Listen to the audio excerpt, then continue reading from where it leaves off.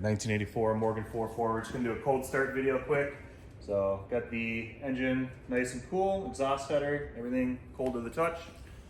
We are in a climate controlled garage. It's about 55 degrees. Shut that just so we can see the exhaust.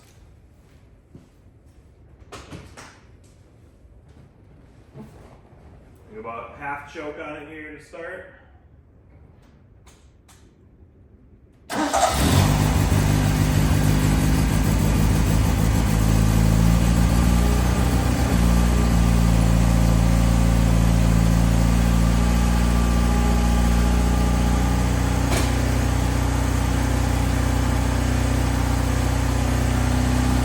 Lift the hood back up here.